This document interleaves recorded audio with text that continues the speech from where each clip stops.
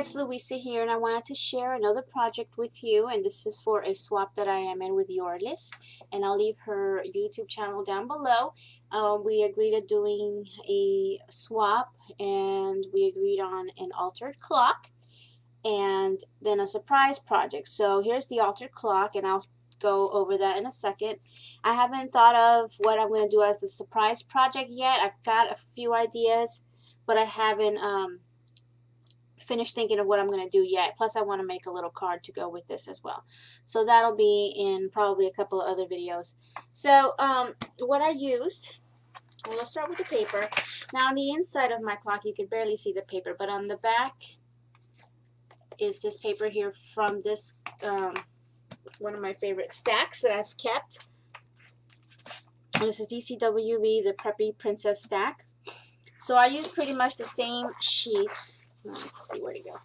This one here, and I had enough to go do the inside front, which again you can barely see it, and the back. And I did use a clock, which I put away the second clock that I had. I was going to show it to you, but it's already been put away. I used a real alarm clock, not one of the Tim Holtz ones, and I gutted it. And I've made a couple of clocks before where I actually left it working. But I actually been wanting to do one where it's just more like a shadow box inside. So I gutted everything that was inside. I saved the hands, the clock hands, to use again. And I couldn't use the backing, so I had to make my own.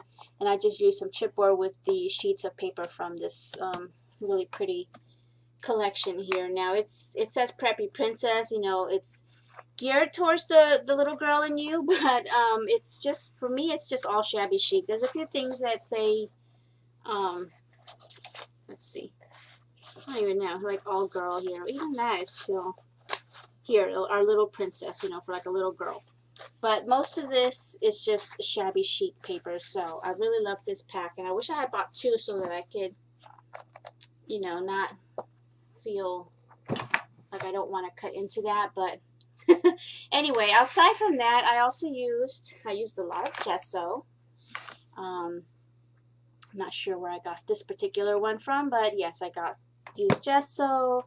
I used Michael's tassels. I just used one of these actually. I used these beach strands. Now I think these are from Hobby Lobby. Hold on.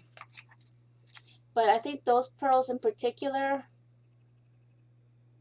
are off of a pocket letter that Natasha sent me. So I did remove whatever was dangling off of her pocket letter because I couldn't put it in my binder that way. So I removed the pearls that were on there, and I did use some of it. But these look like the ones from Hobby Lobby. So I used some of that. And oh, when I thought I was done with the clock, I didn't have these pearls on. I didn't have these leaves on there, and I didn't have the seam binding, and then the bird. So those were kind of like a last minute decision after I thought I was completely done. I even took pictures and everything, and then I went back and said, you know what, I forgot I had these, and I just recently picked these up, and these are gorgeous. Oh my gosh. These are from Wild Orchid Craft. They're two-tone maple leaves, and I absolutely love this. So I did use some in the project. Because I remembered about them, and I'm like, I'm going to add them in. I don't care, even if it makes it look more full than it really is, than it was. But I love it. I love the way it came out. And sorry that the camera's going to keep going out of focus there. Also from Wild Orchid Craft, I used these flowers here. And I'm going to keep all this product out in my basket so that I can coordinate my card and whatever other project I'm going to make for her so that they all coordinate this time. So usually I put everything away and then I start another project, and they don't always coordinate exactly. So I decided to pull out my basket. I also use these from Wild Orchid Craft. Pale Pink Wild Rose 30mm. And even though these say pale pink, they're more on the peachy side. These right here, if you can see them side by side. So, you know, sometimes the colors are a little deceiving, but I still love that color, that peachy pink. And then I use these cream color or wild ivory Wild Roses 30 millimeter, also from Untitled Craft, and then these here,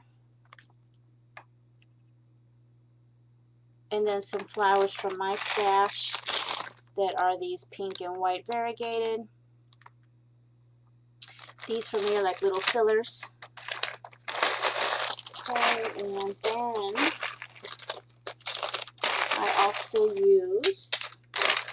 I just used some foam that I had, foam dots. And I always save the negative part and cut that up too and use it. So I used that. I used some embossing powder and my frontage with this perfect medium as my adhesive for that.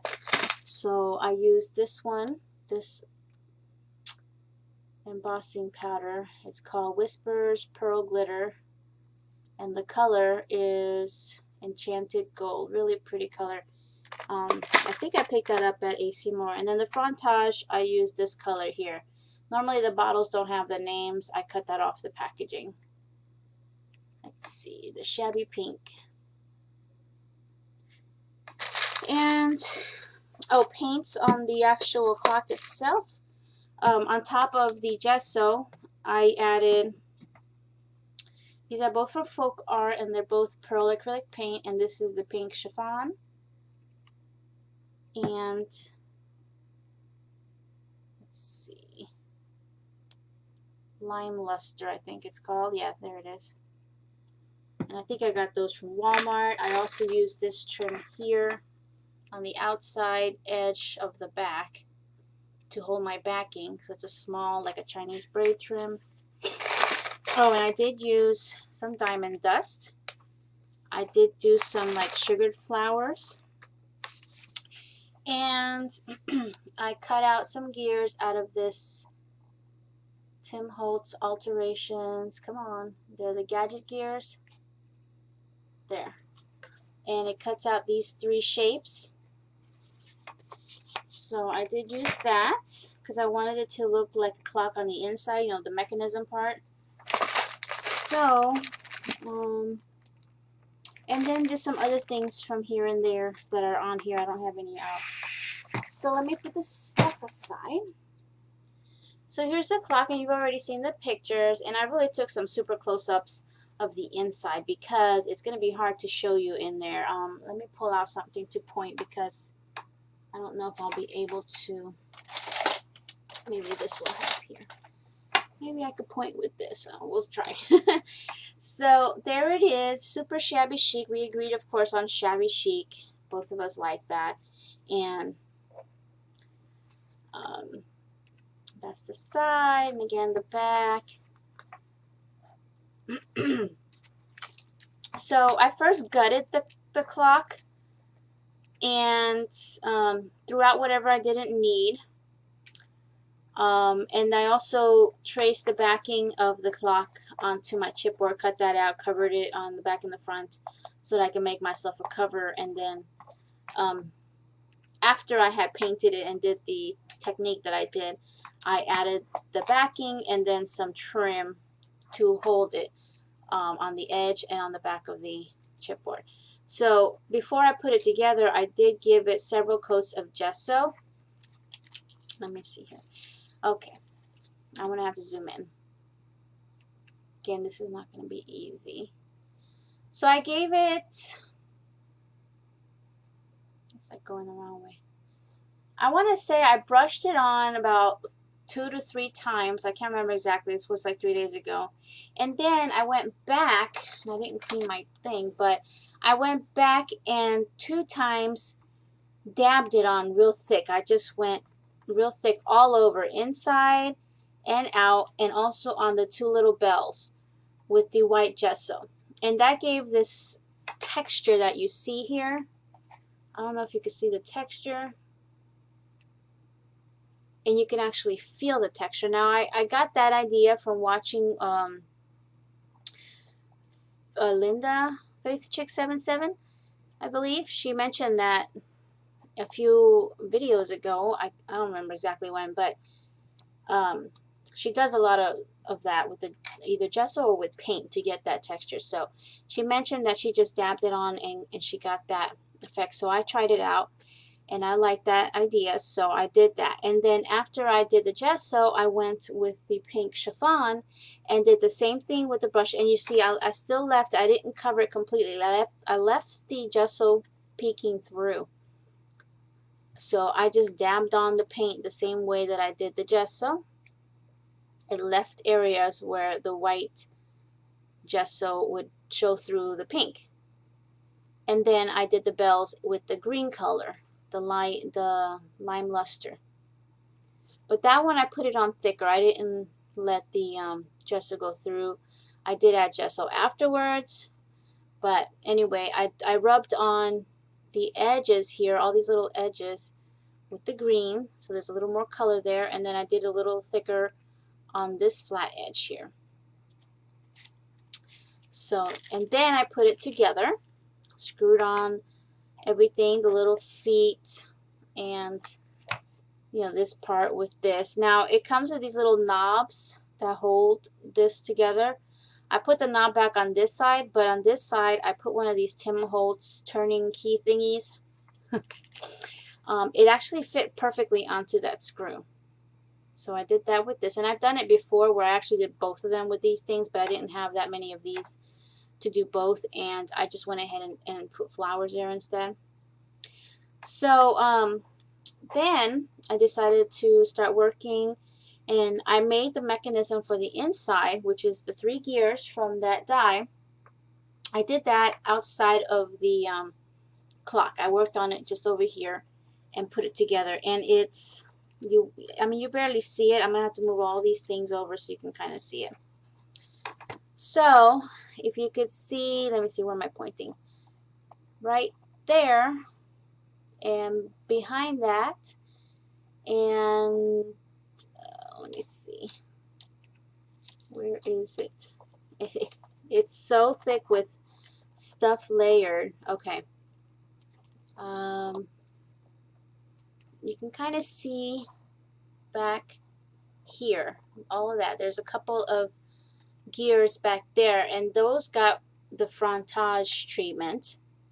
And then you could see back here the other one. So there's 3 large gears. They were cut out of chipboard. I added a coat of the gesso, and then I layered on pretty thick the frontage and the pink. And I did that all on my table, and I just used the foam dots and a little bit of hot glue just to create that mechanism, you know, that one piece. And then I glued it in to the back of the inside cover. You can see a little bit of the paper peeking through. And then I also trimmed the inside edge with some Hobby Lobby trim. It's kind of like a flat pearl trim. So, and I thought I was done, but then I wanted to add more stuff because there's a lot of items in my room that I haven't touched in a while, like the metal gears that you see. So I broke those out, gave them a touch of gesso first, and then I tucked them in later, which it wasn't easy. Once I put that big gear piece inside, it wasn't easy. Actually, I had glued on the hands to the gears when I had placed that piece inside. So the hands are the original hands of the clock. I just gave it, I put a little bit of gesso, and then I added that embossing powder, the enchanted gold embossing powder, because I didn't want it to be black. And you can see the hands there. So the metal gears and the metal wings I added after I placed in the large gears with the hands, which wasn't very easy. It was an afterthought. So the gears, I don't remember where they're from, but the wings I believe are Tim Holtz. Those were hard to get in there. And let's see if I can go that way. There's another metal gear way back there behind that key. I believe the key is also Tim Holtz, but I'm not sure. That's another last minute decision. I just tied a ribbon. Anyway, the key went in after I put the flowers. The flowers is a mixture of some that I did the candy thing, you know, with the diamond dust. But I did a technique, and I'll look for the video. I think I have it saved somewhere on my YouTube. I've seen other people do it before. This is gonna get tangled. But there's one that I followed, and she took her flowers and she gessoed the tips of the petals, and then she dipped it with some kind of adhesive or brushed on the adhesive, and then dipped it into her glitter, whatever she used. I think she used the dry distress stickles. I used my diamond dust. Still got pretty much the same effect. So if I find that video, I'll post it down below. So I did some with that, with the diamond dust, and then some just with the gesso. I didn't want to add the gesso after I was done like I usually do. I wanted to do them individually to make sure that all my petals got a nice coating of gesso like you see here. And that you can kind of see how underneath the diamond dust is the white gesso.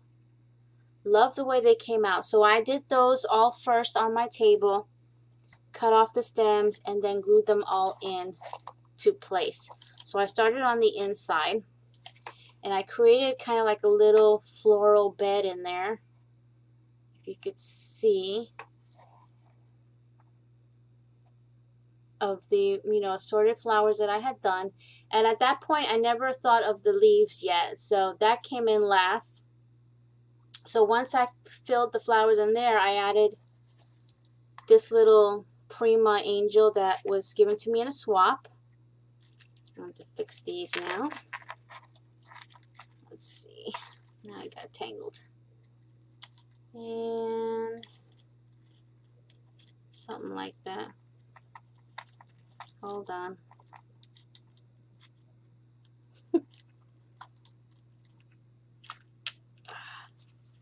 Okay. Nope, that's not it. Okay. What was I saying? Yeah, the angel.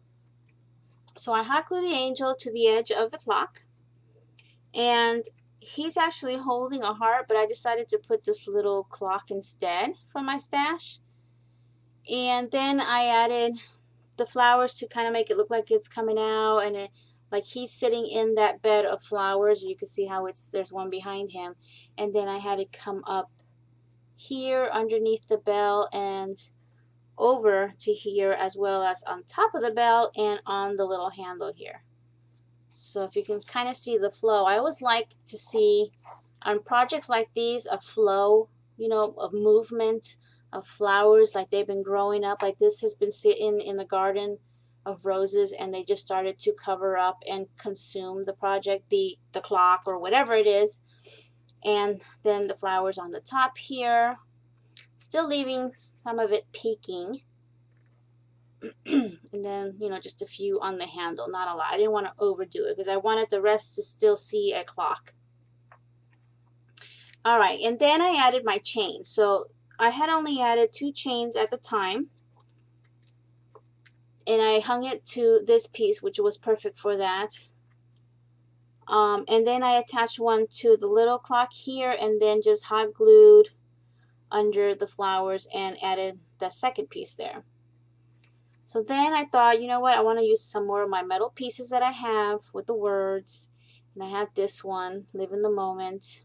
And it has holes on the ends to attach it to stuff, but instead I just used these little ceramic flowers. That's from Natasha's Scrapbook Corner, I believe.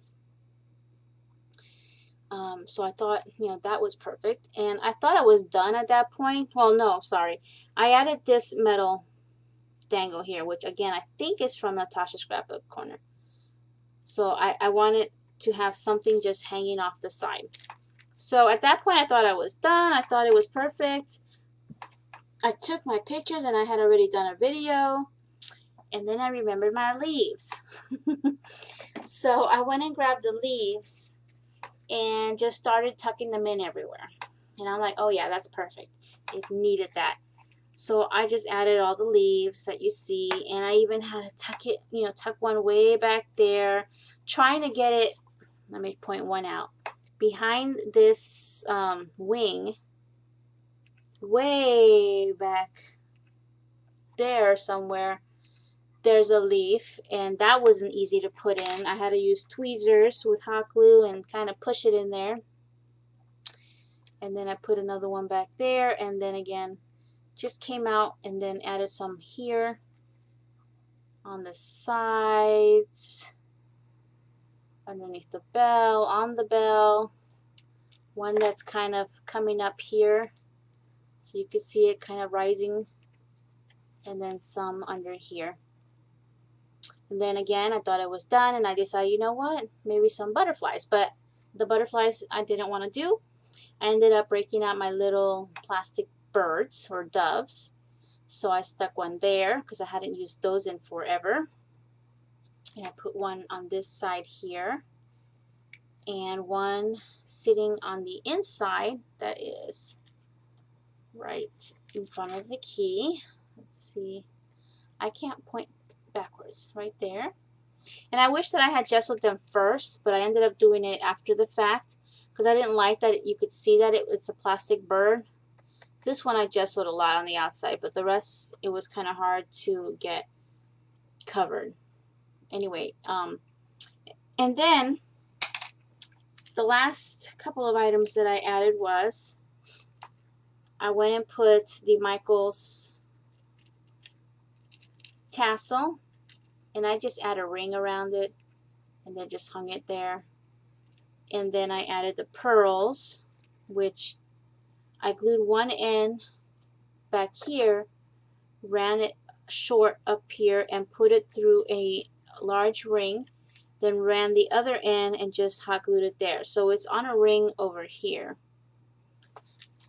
And then for the final touch, my seam binding, which I was having a hard time trying to make this double bow thing on the ring. So I ended up making it separately, and I actually hot glued it on. If you can see that, that's really just hot glued to, it doesn't want to focus, right there.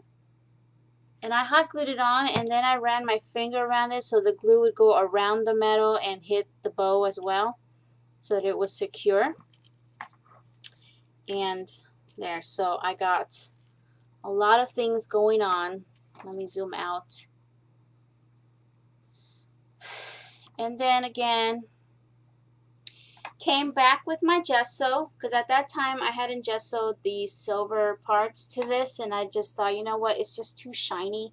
So I went and gessoed that. I went and gessoed this to match everything. The bell, it was just solid green, and then the feet, and then again just some more here and there.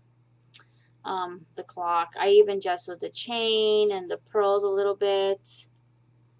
So there it is. I think I hit all points. It was just a lot going in there, but I couldn't stop. I really wanted it to look layered. I wanted it to look like a clock that still had its mechanism, that was sitting around in a rose garden, and the roses just started to take over. So yeah, that is my project for Yorlis, and I'm on to my next one. I'm not sure if I'm going to work on the surprise project or the card, but I'm going to try and just use the same items that I used on here so that everything coordinates. So thank you all for watching, and I'll see you guys next time. Bye now.